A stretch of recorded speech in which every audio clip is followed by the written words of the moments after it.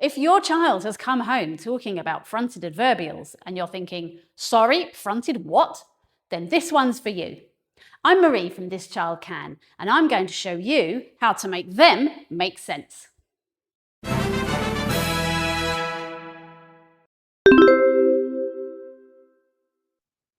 Welcome back.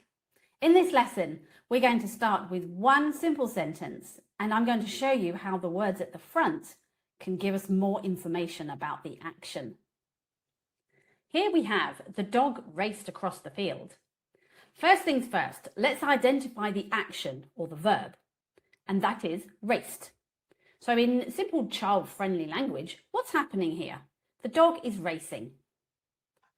Now we're going to add a when phrase, after lunch. So the new sentence reads, after lunch, the dog raced across the field. So what did we just do there? We added a fronted adverbial. Fronted just means at the front.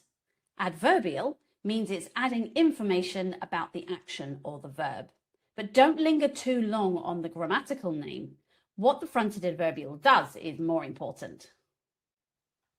Using the same basic sentence again, we are now going to add a where phrase. So it was the dog raced across the field. But where is this field? Let's add some more information. At the park, the dog raced across the field. So at the park tells us where the action takes place.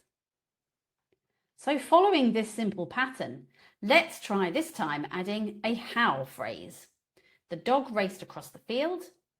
As fast as lightning, the dog raced across the field. What does as fast as lightning tell us? It tells us how the dog raced. It's really important here to notice that we have tried adding 3 different types of fronted adverbial. We've tried adding when, we've tried where, and we've tried how. Did you notice the comma? After lunch, comma, the dog raced across the field. At the park, comma, the dog raced across the field. As fast as lightning, comma, the dog raced across the field.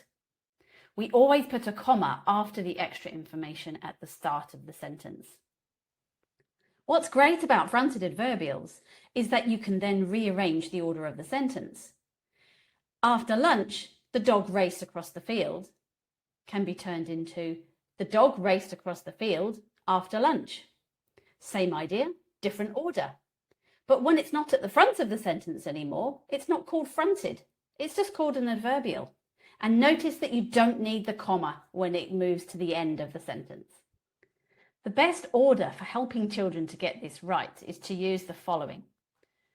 Find the verb. Ask where, when, or how. Move this information to the front of the sentence and add the comma. If your child is still struggling to understand, keep going with the basic sentence for much longer. Keep coming back to the dog raced across the field. Only change the front part, nothing else. That way this reduces the load and helps them to see it for what it really is. A common mistake that children can make is to think that any words at the start of the sentence are a fronted adverbial. But each time, bring it back to the verb or the action. Are these words telling us more about the action? In our example, it was raced. If not, they may be doing a different job.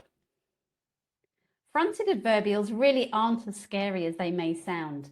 They're just opening words or phrases that tell us more about the verb or the action in the sentence. And some useful questions are, when is the action taking place? Where is it taking place? Or how is it taking place? There are other types of fronted adverbials too, but we're sticking with these main ones for now. And don't forget, fronted adverbials need a comma, always. Thanks for watching.